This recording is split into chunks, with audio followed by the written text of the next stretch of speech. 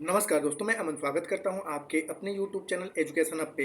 यह बिहार शिक्षक भर्ती के टियर 3 और टियर 4 के लिए और साथ ही साथ अन्य सभी वनडे बैच के एग्ज़ामों के लिए भारतीय राज्य व्यवस्था में पूछे जाने वाले प्रश्नोत्तरों का 11वां सीरीज है। और इसमें हम आप लोगों के लेकर आते हैं 15 क्वेश्चनों का सीरीज, जो विभिन्न सारे एग्जामों में पूछे गए हैं या जिन्हें पूछे जाने की संभावना है। तो अगर अभी भी आपने चैनल को सब्सक्राइब नहीं किया है तो चैनल को सब्सक्राइब अवश्य कर लें। तो यहाँ पे बढ़ते हैं पहले क्वेश्चन की तरफ।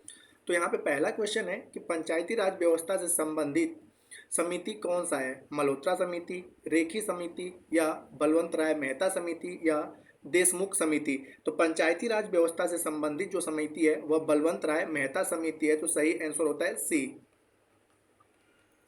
साथ ही साथ यहाँ पे हम अन्य समितियों के बारे में जानते हैं और उसके बाद फिर से हम पंचायती राज व्यवस्था पे आएंगे। तो यहाँ पे मल्होत्रा समिति की अगर बात किया है तो मल्होत्रा समिति का संबंध बीमा क्षेत्रों में सुधार से है, बीमा क्षेत्रों में सुधार से। और बात करते हैं रेखी समिति की, तो रेखी समिति बनाया गया था अप्रत्यक्ष करों से संबंधित, अप्रत्यक्ष करों से संबंधित जो सुधार थे उनके लिए रेखी समिति बनाया गया था। और यहाँ पर दुर्गा समिति की अगर बात किया जाए तो यह आज़ादी के बाद भारत की पहली समिति थी जो महिलाओं की शिक्षा हेतु, ठीक है, महिलाओं की शिक्षा हेतु गठित किया गया था। तो यह महिलाओं की शिक्षा हेतु गठित भारत की पहली समिति है। और इसका गठन कब किया गया था? तो इसका गठन किया गया था साल 1958 में। और दुर्गा देशमुख समिति अगर इनका पूरा नाम कहा जाए तो इनका जो नाम था दुर्गाबाई देशमुख, और उन्हीं की अध्यक्षता में यह समिति बनाया गया था जिसके कारण इसका नाम देशमुख समिति रखा गया। अब यहाँ पे बात करते हैं फिर से हम लोग अपने क्वेश्चन पर कि बलवंत राय मेहता समिति, तो इस समिति का जो गठन किया गया था साल 1957 में, 1957 में इसका गठन किया गया था। और इन्होंने भारत में पंचायती राज को 3 भागों में बांटा। एक था ग्राम पंचायत, दूसरा था क्षेत्र पंचायत और तीसरा था जिला पंचायत। तो 3 स्तरों में इन्होंने त्रिस्तरीय ग्राम पंचायत की अपनी अनुशंसा करी थी। बलवंत राय मेहता को भारत में पंचायती राज व्यवस्था का वास्तुकार भी माना जाता है। दूसरा यहाँ पर जो सबसे इंपॉर्टेंट है कि आपसे ये पूछा जाता है कि किस समिति के अनुशंसा पर पंचायती राज को जो है संवैधानिक दर्जा दिया गया था। तो यहाँ पर लक्ष्मीमल सिंधवी समिति आता है और इसका गठन किया गया था साल 1986 में। और इसी के अनुशंसा पर पंचायती राज व्यवस्था को संवैधानिक दर्जा मिला था। अब बढ़ते हैं अगले क्वेश्चन की तरफ। अगला क्वेश्चन है कि अंतर्राज्यीय परिषद का गठन किस समिति के सिफारिश पर की गई थी? सरकारिया समिति के या संथानम समिति के या नियोगी समिति के या राजमन्नार आयोग के? तो यहाँ पर अंतर्राज्यीय परिषद की अगर बात किया जाए तो अंतर्राज्यीय परिषद की जो स्थापना किया गया था वह सरकारिया समिति की अनुशंसा पर किया गया था। अंतर्राज्यीय परिषद का गठन कब किया गया था? साल 1990 में। साल 1990 में अंतर्राज्यीय परिषद का गठन किया गया था। और भारतीय संविधान के अनुच्छेद 263 के अकॉर्डिंग, आर्टिकल 263 के अकॉर्डिंग जो है वह अंतर्राज्यीय परिषदों के गठन का प्रावधान किया गया है। बात करते हैं यहाँ पर संथानम समिति की, तो संथानम समिति जो है वह सीबीसी यानी कि केंद्रीय सतर्कता आयोग के गठन से है, ठीक है। संथानम समिति का संबंध किससे है? तो केंद्रीय सतर्कता आयोग के गठन से संबंधित है। और इस समिति का गठन कब किया गया था? साल 1964 में किया गया था। नियोगी समिति की अगर बात किया जाए तो ईसाई मशीनरियों की गतिविधियों पर, ठीक है, गतिविधियों के लिए, ठीक है, नियोगी समिति का स्थापना किया गया था ईसाई मशीनरियों के लिए। और राजमन्नार आयोग की बात किया जाए तो अखिल भारतीय सेवाओं को समाप्त करने की सिफारिश राजमन्नार आयोग ने किया था कि जो मतलब कि अखिल भारतीय सेवाएं हैं उनको समाप्त कर दिया जाए। तो इसके लिए राजमन्नार आयोग का गठन किया गया था। तो जो क्वेश्चन है उसके अकॉर्डिंग सही आंसर होता है ए। अगला क्वेश्चन है कि निम्नलिखित में से कौन सी समिति चुनाव सुधार से संबंधित है? दिनेश गोस्वामी समिति या जीवी के राव समिति या अशोक मेहता समिति या LM सिंधवी समिति? तो यहाँ पर चुनाव सुधार से संबंधित जो समिति है वह दिनेश गोस्वामी समिति है, जो चुनावों में सुधार से संबंधित प्रावधान के लिए इस समिति का गठन किया गया था। अब यहाँ पे बात किया जाए कि जीवी के राव समिति, तो यह ग्रामीण विकास हेतु प्रशासनिक समायोजन एवं गरीबी निवारण संबंधी समिति का गठन किया गया था। जीवी के अशोक मेहता समिति की बात किया जाए तो अशोक मेहता समिति का जो गठन किया गया था वह साल 1977 में किया गया था। 1977 में, और उन्होंने 2 स्तरीय पंचायती राज व्यवस्था के बारे में बात करी थी। और जैसा कि मैं पहले से ही बात करता आ रहा हूँ कि भारतीय संविधान में पंचायती राज व्यवस्था को संवैधानिक दर्जा दिलाने की अनुशंसा किस समिति ने करी थी, तो लक्ष्मीमल सिंघवी समिति ने, और इस समिति का गठन किया गया था साल 1986 में। तो इन तीनों समितियों का जो संबंध है वह पंचायती राज से है। और उसके बाद चुनाव में सुधार संबंधी जो समिति गठित की गई थी उसका संबंध दिनेश गोस्वामी समिति से है। तो हालांकि दिए गए क्वेश्चन के अकॉर्डिंग सही आंसर होता है आपका ए। अगला क्वेश्चन है कि भारत में वरीयता का सही क्रम चुने, यानी कि बड़े से छोटे जाना है। तो यहाँ पर हम आपको एक क्रम लिख देते हैं कि भारत में सबसे बड़ा जो होता है वह राष्ट्रपति होते हैं। राष्ट्रपति के बाद दूसरे नंबर पे आते हैं उपराष्ट्रपति। तीसरे नंबर पे आते हैं भारत के प्रधानमंत्री। चौथे नंबर पे आते हैं राज्यपाल, संबंधित राज्यों के राज्यपाल। पांचवें नंबर पे आते हैं भूतपूर्व राष्ट्रपति, और साथ ही साथ उप प्रधानमंत्री। ठीक है, उप प्रधानमंत्री जो होते हैं ये लोग आते हैं 5वें नंबर पर। आगे की अगर बात किया है छठे नंबर पे, तो छठे नंबर पे आते हैं भारत के मुख्य न्यायाधीश, CJI, स्पीकर और स्पीकर, लोकसभा के स्पीकर। 7वें नंबर पे आते हैं केंद्रीय मंत्रिमंडल के मंत्री, केंद्रीय मंत्रिमंडल के मंत्री जो आते हैं, और साथ ही साथ राज्यों के मुख्यमंत्री आते हैं, और नीति आयोग के उपाध्यक्ष और भूतपूर्व प्रधानमंत्री, नीति आयोग के उपाध्यक्ष और भूतपूर्व PM, ये सारे लोग 7वें नंबर पे आते हैं। 8वें नंबर और 7वें नंबर पे ही आपका क्या आते हैं कि राज्यसभा और लोकसभा में विपक्ष के नेता आते हैं। जो राज्यसभा और लोकसभा में विपक्ष के नेता होते हैं, राज्यसभा और लोकसभा में विपक्ष के नेता, ये भी 7वें नंबर पे आते हैं। और 7वें नंबर पे ही आते हैं भारत रत्न प्राप्त व्यक्ति, भारत रत्न जिन्हें दिया गया उनका विक्रम 7वें नंबर पे ही आता है।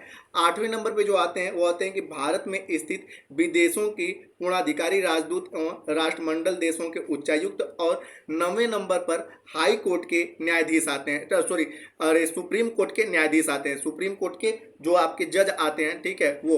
और CJI तो मैंने आपको बताया कि 6वें नंबर पे आते हैं। तो इसके अकॉर्डिंग आप जब देखेंगे तो इसके अकॉर्डिंग सही क्रम आपका होता है C वाला, ठीक है, राष्ट्रपति, उसके बाद उपराष्ट्रपति, उसके बाद प्रधानमंत्री, राज्यों के राज्यपाल और भूतपूर्व राष्ट्रपति। तो सही आंसर दिए गए अकॉर्डिंग होता है C। हालांकि यहाँ पे मैंने लगभग सारे आपके वरीयता के क्रम में सभी क्रमों को मैंने आपको बता रखा है। बढ़ते हैं अगले क्वेश्चन की तरफ। अगला क्वेश्चन है आपका कि निम्नलिखित में से कौन सा प्रत्यक्ष लोकतंत्र का साधन नहीं है। तो यहाँ पर जो है जनमत संग्रह भी प्रत्यक्ष लोकतंत्र का साधन है, प्रत्यावर्तन भी प्रत्यक्ष लोकतंत्र का साधन है, आरंभक भी जो है वह प्रत्यक्ष लोकतंत्र का साधन है, लेकिन जेरीमंडरिंग जो है यह प्रत्यक्ष लोकतंत्र का साधन नहीं है। तो सही आंसर होता है डी। अब यहाँ पे जानते हैं कि जेरीमैंडरिंग जो होता है कि चुनाव क्षेत्रों का निर्माण करते समय जेरीमैंडरिंग की कूटनीति प्रथा का प्रयोग किया जाता है।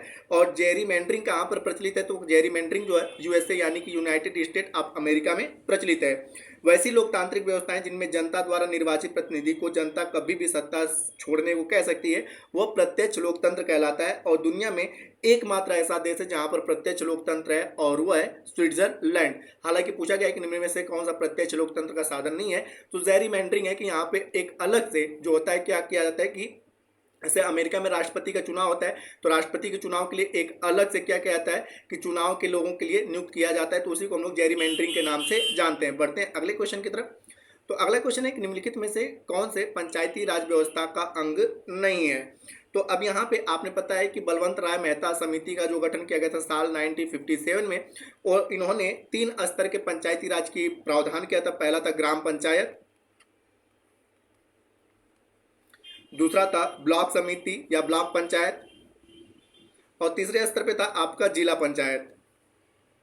जिसको हम लोग जिला परिषद के नाम से भी जानते हैं, और ब्लॉक पंचायत को ब्लॉक परिषद। ग्राम सभा किसे कहते हैं, तो ग्राम पंचायत में जो सभी वोटर्स होते हैं 80 प्लस जो होते हैं, 18 या 80 प्लस होते हैं, उनको उनके समूह को क्या कहते हैं हम लोग ग्राम सभा के नाम से जानते हैं। तो इसमें कह रहा है कि कौन सा पंचायती राज व्यवस्था के अंग है, तो आप देख सकते हैं कि 2, 3, 4 जो है ये सभी के सभी पंचायती राज व्यवस्था के अंग है। जैसा कि मैंने आपको बताया कि भारत में पंचायती राज व्यवस्था का जनक जो होता है, ठीक है, जो पंचायती राज व्यवस्था का पितामह या जनक बलवंत राय मेहता को। लेकिन अगर आपसे पूछा जाए कि भारत में सबसे पहले किस ब्रिटिश शासनकाल में पंचायती राज व्यवस्था को लाया गया था, तो लॉर्ड रिपन के शासनकाल में साल 1882 में, साल 1882 में लॉर्ड रिपन के शासनकाल में स्थानीय स्वशासन को शुरू किया गया था। भारत में सबसे पहले पंचायती राज व्यवस्था कहाँ पे लागू की गई, तो 2 अक्टूबर साल 1959 को, ठीक है, राजस्थान के नागौर में लागू किया गया था। और दूसरा लागू करने वाला राज्य कौन सा था, तो आंध्र प्रदेश था। 11 अक्टूबर को, मतलब जैसे कि आपका 11 अक्टूबर को कहाँ पे, 11 अक्टूबर को आंध्र प्रदेश में, और 2 अक्टूबर को 1959 को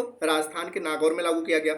उसके बाद मैंने बताया कि लक्ष्मीमल सिंधवी समिति 1989 में गठित होती है, और इसकी अनुशंसा पर 73वां संविधान संशोधन होता है, और इस संशोधन के तहत पंचायती राज व्यवस्था को संवैधानिक दर्जा दिया जाता है। और भारतीय संविधान में एक भाग जुड़ता है, भाग 9, और इसमें पंचायती राज व्यवस्था को रखा जाता है, और एक नया शेड्यूल भी जुड़ता है, 11वां शेड्यूल, और इसमें ये अनुसूची में, ठीक है, पंचायती राज व्यवस्था के बारे में कहा गया है। और इसमें कुल सब्जेक्टों की संख्या कितनी है, तो 29 सब्जेक्टों की कुल संख्या है। तो ये सारे आपके रहे आपके पंचायती राज व्यवस्था से संबंधित।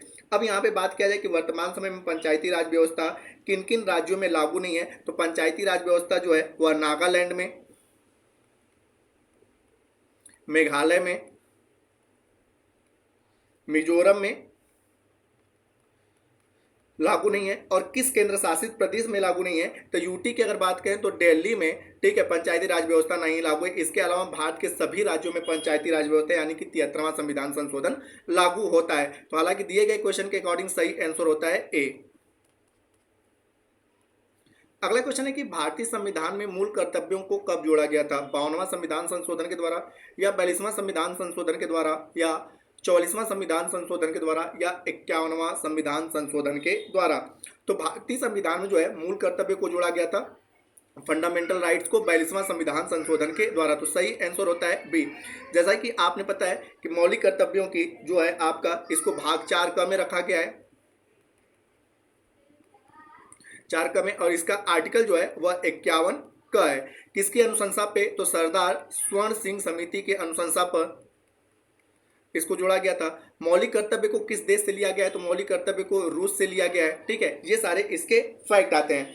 अब यहाँ पे आता है कि 52वां संविधान संशोधन किससे संबंधित है, तो 52वां की अगर बात किया जाए तो 52वां संविधान संशोधन के तहत 10वां शेड्यूल जोड़ा गया था, ठीक है, और इसमें दल बदल का प्रावधान जो था उसके बारे में कहा गया था 52वां संविधान संशोधन के द्वारा। 44वां संविधान संशोधन के द्वारा क्या किया गया था, तो 42वां संविधान संशोधन के द्वारा जो कुछ चेंजेस लाए गए तो उनको सुधारने की कोशिश, जैसे कि आपने पता है कि 42वां संविधान संशोधन के द्वारा लोकसभा का कार्यकाल 5 साल से बढ़ाकर 6 साल कर दिया गया। तो फिर से 44वां संविधान संशोधन हुआ और उसके तहत लोकसभा का कार्यकाल 5 वर्ष कर दिया गया। साथ ही साथ 44वां संविधान संशोधन के द्वारा जो संपत्ति का अधिकार था, ठीक है, उसको जो मौलिक अधिकार था उसको क्या किया दिया गया, कानूनी अधिकार बना दिया गया। साथ ही साथ 44वां संविधान संशोधन के द्वारा ये भी चीज हुआ कि जो हमारे राष्ट्रीय आपात में आंतरिक अशांति के आधार पर विद्रोह की बात की गई थी, वहां पर सशस्त्र विद्रोह के आधार पर राष्ट्रीय आपात की बातें की गई थी। ये सारी चीजें की गई थी 44वां संविधान संशोधन में। और बात करते हैं 51वां संविधान संशोधन। तो 51वां में क्या किया गया था कि आर्टिकल 330(1) और आर्टिकल 332(1) के तहत जो है कि मेघालय, नागालैंड और मिजोरम जैसे जो राज्य थे उनमें जो था कि शेड्यूल ट्राइब्स के लिए जो था कि आरक्षण का प्रावधान किया गया था। तो ये था 51वां संविधान संशोधन। हालांकि दिए गए क्वेश्चन के अकॉर्डिंग सही आंसर होता है बी। अगला क्वेश्चन है कि पहली इलेक्ट्रॉनिक वोटिंग मशीन किसने डिजाइन की थी, केसी राव ने, या एसके थोरट ने, या एजी राव ने, या एमबी हनीफा ने। तो यहाँ पर जो पहली इलेक्ट्रॉनिक वोटिंग मशीन थी वह उसे डिजाइन एमबी हनीफा के द्वारा किया गया था। तो सही आंसर होता है डी। अब यहाँ पे जानते हैं कि पहली भारतीय ईवीएम का आविष्कार कब किया गया था। तो पहली भारतीय ईवीएम का आविष्कार जो किया गया था साल 1980 में किया गया था। ईवीएम को जो होता है इलेक्ट्रॉनिक संचालित मतगणना मशीन के नाम से 15 अक्टूबर साल 1980 को क्या किया गया था, पंजीकृत किया गया था। एकीकृत सर्किट का उपयोग कर एमडी हनीफा के द्वारा बनाए गए मूल डिजाइन को तमिलनाडु के 6 शहरों में आयोजित सरकारी प्रदर्शनियों में जनता के लिए प्रदर्शित किया गया था। एक ईवीएम में अगर बात किया जाए कि ईवीएम का पूरा नाम होता है इलेक्ट्रॉनिक वोटिंग मशीन, और एक ईवीएम में अधिकतम कितने मतों का रिकॉर्ड हो सकता है, तो एक ईवीएम में अधिकतम 3840 मतों का रिकॉर्ड किया जा सकता है। और एक ईवीएम में अधिकतम कितने उम्मीदवारों का नाम डाला जा सकता है, तो एक ईवीएम में अधिकतम 64 उम्मीदवारों का नाम डाला जा सकता है। भारत में ईवीएम का पहली बार जो प्रयोग किया गया था वह साल 1982 में केरल के पारुम विधानसभा में किया गया था। ठीक है, पारुम विधानसभा में किया गया था।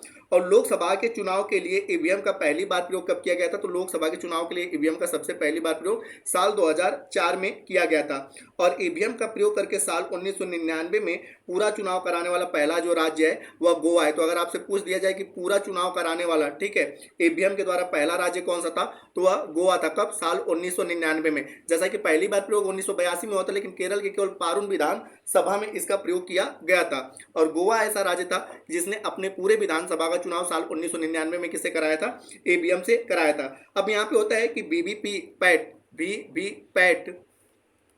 का सबसे पहले इस्तेमाल किस राज्य के उपचुनाव में किया गया, तो नागालैंड के उपचुनाव में किया गया था साल 2013 में। और वीवीपैट का पूरा नाम आता है कि वेरीफाइड पेपर ऑडिट ट्रायल आता है। वेरीफाइड पेपर ऑडिट ट्रायल मतलब voter verified paper audit trial इसका पूरा नाम आता है। और इसका प्रयोग पहली बार कब किया गया था, तो नागालैंड के उपचुनाव में जब हुआ था साल 2013 में इसमें किया गया था। बढ़ते हैं अगले क्वेश्चन की तरफ। तो अगला क्वेश्चन है, निम्नलिखित में से कौन सी संस्था संविधानेतर है, लोक सेवा आयोग, निर्वाचन आयोग, वित्त आयोग या नीति आयोग। तो संविधानेतर संस्था किसे कहते हैं, जिसका गठन संविधान के अकॉर्डिंग तो किया गया है लेकिन जिसकी व्याख्या संविधान में नहीं की गई है, उसको हम लोग संविधानेतर संस्था कहते हैं। बात करते हैं लोक सेवा आयोग की, तो आप भारतीय संविधान का अनुच्छेद 315 में लोक सेवा आयोग के बारे में बातें की गई है। भारतीय संविधान का जो आर्टिकल 326 है इसमें निर्वाचन आयोग की बातें की गई है। भारतीय संविधान का आर्टिकल 280 में जो है वह वित्त आयोग के बारे में बातें की गई है, लेकिन नीति आयोग का भारतीय संविधान में कहीं व्याख्या नहीं किया गया है। नीति आयोग को पहले योजना आयोग के नाम से जाना जाता था। ठीक है, 1 जनवरी साल 2015 को इसका नाम बदलकर नीति आयोग कर दिया गया। अब यहाँ पे होता है कि नीति आयोग के अध्यक्ष कौन होते हैं, तो नीति आयोग के अध्यक्ष जो होते हैं वह प्रधानमंत्री होते हैं। और नीति आयोग केंद्र सरकार के साथ साथ राज्य सरकारों के लिए भी नीति निर्माण की कार्य करने की एक संस्था के रूप में कार्य करती है। अब यहाँ पे होता है कि नीति आयोग के, अगर आपसे नीति आयोग मैं पूछूं तो नीति आयोग के पहले अध्यक्ष कौन थे, भारत के प्रधानमंत्री वर्तमान समय में जो है वह है आपके नरेंद्र मोदी। लेकिन योजना आयोग के पहले अध्यक्ष अगर आपसे पूछ दिया जाए तो जवाहरलाल नेहरू। अब यहाँ पे पूछा जाता है कि नीति आयोग के पहले उपाध्यक्ष कौन थे, तो अरविंद पनगड़िया। और नीति आयोग के जो पहले सीईओ थे, ठीक है, वो सीईओ यानी कि मुख्य कार्यकारी अधिकारी कौन थे, तो सिंधु श्री खुल्लर। अब यहाँ पे करंट अफेयर्स की दृष्टि से देख लेते हैं कि वर्तमान समय में नीति आयोग के अध्यक्ष कौन है, तो वह नरेंद्र दामोदर दास मोदी हैं अध्यक्ष। उपाध्यक्ष की अगर बात किया जाए तो नीति आयोग के वर्तमान समय में जो उपाध्यक्ष हैं वह हैं सुमन बेरी हैं। और यहाँ पे अगर बात किया जाए कि वर्तमान समय में नीति आयोग के सीईओ कौन है, तो अमिताभ कांत वर्तमान समय में नीति आयोग के सीईओ हैं। तो हालांकि जो क्वेश्चन पूछा गया है उसके अकॉर्डिंग सही आंसर होता है डी, कि नीति आयोग जो है वह संविधानेतर संस्था है, अन्य सभी की सभी संस्थाएं संवैधानिक है। अगला क्वेश्चन है कि निम्नलिखित में से कौन सा अनुच्छेद कुछ राज्यों को संघ से अनुदान का प्रावधान करता है, अनुच्छेद 275 या अनुच्छेद 276 या अनुच्छेद 277 या अनुच्छेद 278। तो यहाँ पर जो सही आंसर होता है कि अनुच्छेद 275 जो होता है वह कुछ राज्यों को संघ से अनुदान का प्रावधान करता है, तो सही आंसर होता है ए। अब यहाँ पर जानते हैं कि भारतीय संविधान का जब भाग 12 आप पढ़ेंगे, जिसका आर्टिकल जो है 268 से 300A तक है, इसके आधार अंतर्गत जो है कि केंद्र राज्यों के बीच वित्तीय संबंधों, संपत्ति, संविदाएं और वाद से संबंधित कुल उपबंध किए गए, और इसी के अंतर्गत आपका वित्त आयोग भी आता है।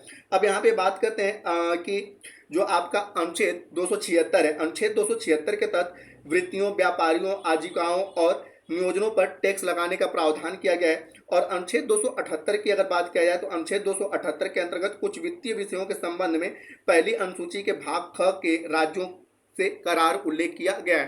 हालांकि दिए गए क्वेश्चन के अकॉर्डिंग सही आंसर होता है ए।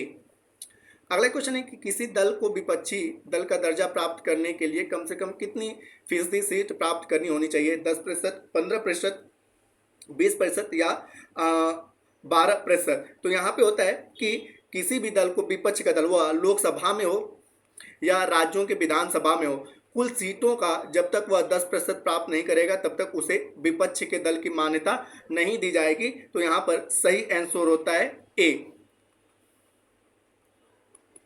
बढ़ते हैं अगले क्वेश्चन की तरफ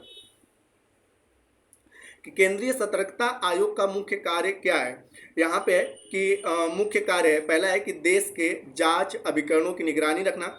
दूसरा कह रहा है कि न्यायालयों में लंबित आपराधिक मामलों पर शीघ्र निर्णय करवाना। तीसरा है कि सरकार द्वारा स्वीकृत विकास कार्य के लिए धन के उपयोग का समीक्षण करना। और चौथा है कि लोक सेवकों के विरुद्ध मामलों की जांच पड़ताल करना। तो यहाँ पे केंद्रीय सतर्कता आयोग का मुख्य कार्य है कि लोक सेवकों के विरुद्ध मामलों की जांच पड़ताल करना। तो सही आंसर होता है डी।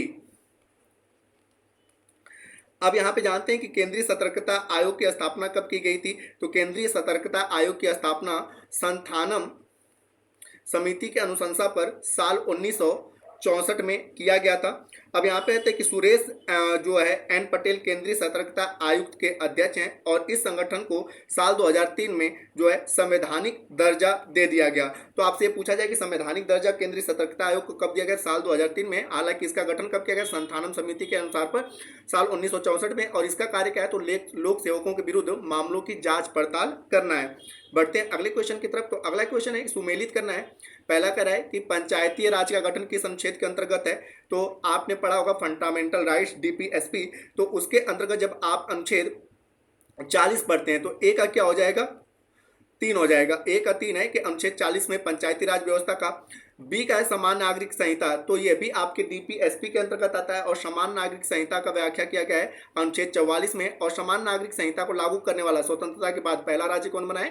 तो उत्तराखंड बना है। ठीक है। और तीसरा कह रहा है कि कृषि और पशुपालन, तो कृषि और पशुपालन की बातें भी डीपीएसपी के अंतर्गत अनुच्छेद 48 में किया गया है। तो सही है यहाँ पे डी। और चौथा कह रहा है कि कार्यपालिका और न्यायपालिका का पृथक्करण, तो इसको भी डीपीएसपी में ही व्याख्या किया गया है और अनुच्छेद 50 के अंतर्गत किया गया है। तो यहाँ पर सही होता है 1। तो ये आपका सही मैचअप है। बात करते हैं डीपीएसपी की राज्य की नीति निर्देशक तत्वों की। तो इसकी व्याख्या जो है भारतीय संविधान के भाग 4 में किया गया है। इसका आर्टिकल जो है वह 36 से 51 तक है। और इसको कहाँ से लिया गया है? तो आयरलैंड के संविधान से लिया गया है। तो इतने सारे फैक्ट आप डीपीएसपी के बारे में भी जान सकते हैं। बढ़ते हैं अगले क्वेश्चन की तरफ। अगला क्वेश्चन है कि साल 1946 में निम्नलिखित में से कौन वित्त विभाग लेकर वायसराय की कार्यकारिणी परिषद में सम्मिलित हुआ था? ठीक है। तो यहाँ पे वित्त विभाग को लेकर कौन वायसराय की कार्यकारी परिषद में शामिल हुए थे? मोहम्मद अली जिन्ना, लियाकत अली खां, नवाब समीउल्लाह या शौकत अली? तो यहाँ पर जो होता है कि साल 1946 में जो थे वह लियाकत अली जो थे वह वित्त विभाग को लेकर वायसराय की कार्यकारिणी परिषद में शामिल हुए थे। तो सही आंसर होता है बी। अब यहाँ पे होता है कि वायसराय की कार्यकारिणी परिषद में जो वित्त विभाग को लेकर लियाकत अली खान शामिल हुए थे, यह किस दल का नेतृत्व कर रहे थे? तो यह मुस्लिम लीग का नेतृत्व कर रहे थे। तो इस फैक्ट को भी आप याद रखिएगा। साथ ही साथ यहाँ पे अंतरिम सरकार की बातें की जाती है। अंतरिम सरकार में कुल कितने सदस्य शामिल थे? तो इसमें कुल 14 सदस्य शामिल थे। और कांग्रेस से कितने सदस्य थे? तो कांग्रेस से 9 सदस्य थे और मुस्लिम लीग से कुल 5 सदस्य थे। और अंतरिम सरकार का उपाध्यक्ष विदेश मंत्री और राष्ट्रमंडल विभाग के अध्यक्ष किसे बनाया गया था? तो जवाहरलाल नेहरू को। और अंतरिम सरकार के अध्यक्ष कौन थे? तो लॉर्ड माउंटबेटन अंतरिम सरकार के अध्यक्ष थे। यही लियाकत अली खां हैं जो पाकिस्तान के पहले प्रधानमंत्री भी बनते हैं। इस सेशन का अंतिम क्वेश्चन है कि निम्नलिखित में से किसे आधुनिक मनु कहा जाता है? राजेंद्र प्रसाद को, भीमराव अंबेडकर, BN राव को, या महात्मा गांधी को, या भीमराव अंबेडकर को? तो दिए गए स्टेटमेंट के अकॉर्डिंग भारत का आधुनिक मनु जो है डॉक्टर भीमराव अंबेडकर को कहा जाता है। तो सही आंसर होता है डी। अब यहाँ पे क्यों? क्योंकि आपने पता है कि मनु को भारत में विधि का ज्ञाता के रूप में जाना जाता है। मनु हिंदू कानून के प्रथम ज्ञाता भी माने जाते हैं। और मनु स्मृति का, अगर आपसे कहा जाए कि मनु स्मृति का अंग्रेजी में अनुवाद कब और किसने कराया था? साल 1776 में विलियम जोन्स ने विलियम जोन्स ने, ठीक है, मनुस्मृति का अंग्रेजी में अनुवाद कराया था। और जिस प्रकार से मनु ने, ठीक है, हिंदी रुतियों को लिखा था, उसी प्रकार से भारत के स्वतंत्रता के बाद भारत को विश्व का सबसे बड़ा संविधान देने वाला काम किसने के द्वारा किया गया था? तो भीमराव अंबेडकर के द्वारा किया गया था, इसलिए इन्हें आधुनिक मनु के नाम से जाना जाता है। तो सही आंसर होता है डी। तो दोस्तों ये था संविधान का आपका 11वां क्लास। उम्मीद करता हूँ कि आपको यह वीडियो पसंद आया हो। वीडियो अगर आपको पसंद आया तो वीडियो को लाइक करें, कमेंट करें तथा अपने दोस्तों के साथ शेयर करें, और चैनल पर नए हैं तो चैनल को सब्सक्राइब अवश्य करें। तथा इस पीडीएफ के लिए आप हमारे टेलीग्राम से जुड़ सकते हैं, जिसका लिंक वीडियो के डिस्क्रिप्शन में दिया हुआ है। तो वीडियो के अंत तक बने रहने के लिए धन्यवाद। मिलते हैं जल्दी नेक्स्ट वीडियो में।